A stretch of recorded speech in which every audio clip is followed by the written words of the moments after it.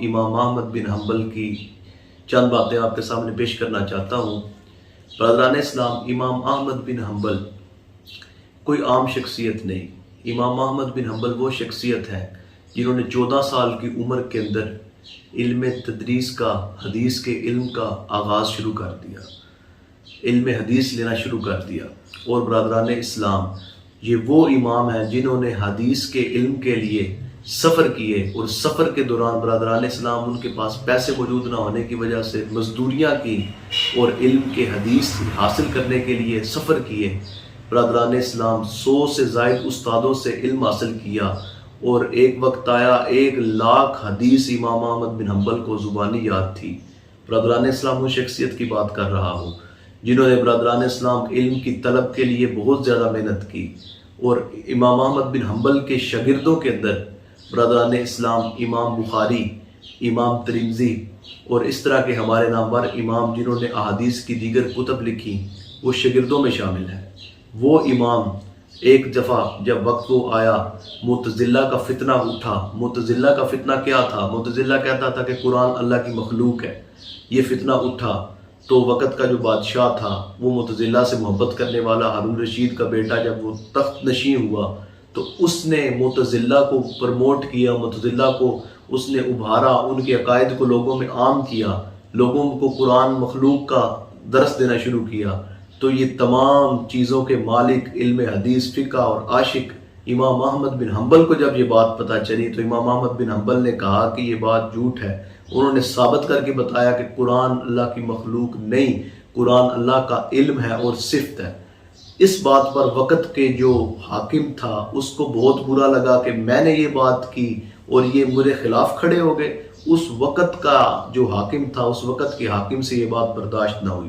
برادران اسلام، المختصر، امام احمد بن حنبل نے 3 وقت کے بادشاہوں کے ساتھ ٹکر لی۔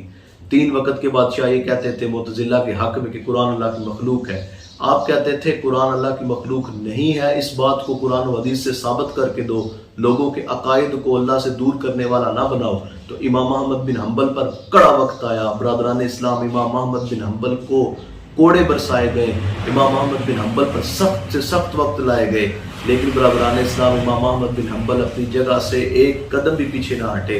برادران اسلام، قتل بادشاہ مامون، معتصم، معتزلہ، تینوں نے اپنی زندگی کے اندر امام احمد بن حنبل کے پاؤں میں بیڑیاں پہنائی گئیں، امام احمد بن حنبل کو توق پہنائے گئے، امام احمد بن حنبل کو جیلوں میں ڈالا گیا، اور امام احمد بن حنبل کے ساتھ جو حق بات کرنے والے تھے ان علماء کو، ان موذنوں کو پکڑا گیا۔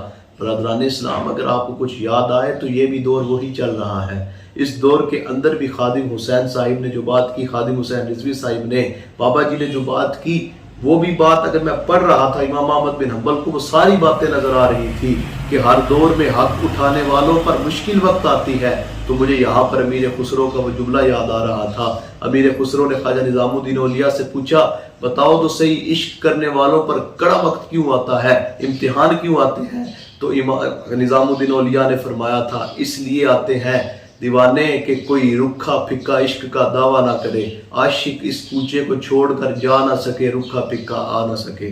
برادران اسلام، امام احمد بن حنبل پر جب یہ سختیاں کی گئی، مشکل وقتوں سے گزارا گیا، تو ایک وقت آیا بادشاہ نے کہا ان کے جسم سے کپڑے کو اتار کر کوڑے برسائے جائیں۔ کوڑے برسانے کے بعد امام جب اپنے ہوش بے ہوش ہو گئے تکلیف کی وجہ سے، تو جب اٹھے، تو جب آنکھ کھلی، ہوش آیا، تو بادشاہ پاس آ کر کہتا ہے امام احمد بن حنبل، ابھی بھی وقت ہے، مان جاؤ، کہہ دو کہ قرآن اللہ کی مخلوق ہے۔ آپ نے فرمایا کہ یہ جو بھی تم کر لو، لیکن قرآن اللہ کی مخلوق نہیں ہے۔ قرآن و حدیث سے دلائل دو تو میں مانتا ہوں۔ دلائل انہوں نے کیا دینے تھے؟ درباریوں نے پھر مارنا شروع کر دیا، کوڑے برسائے گئے، آپ کے جسم پر پیڑیاں ڈیڑیاں ڈال کر آپ کو سواری پر چڑھنے کا کہا جاتا، اتنے وزن ہونے کی وجہ سے آپ سواری پر نہ چڑھ سکتے۔ تو برادران اسلام، حق بات کرنے والے اس وقت میں بھی دو موجود تھے۔ امام احمد بن حنبل پر جتنی سختیاں کی گئیں، تاریخ اٹھا کر دیکھ لو۔ برادران اسلام، جو اللہ والے تھے، انہوں نے اس وقت بھی امام حق، جو حق کے امام تھے، اس وقت بھی برادران اسلام انہوں نے حق کا دامن نہ چھوڑا۔ سختیوں کے باوجود بھی انہوں نے اسلام کا پرچم بلند رکھا۔ برادران اسلام، آج اس دور کے اندر بھی کچھ ایسے حالات ہیں، لوگوں کو سمجھ نہیں آتی۔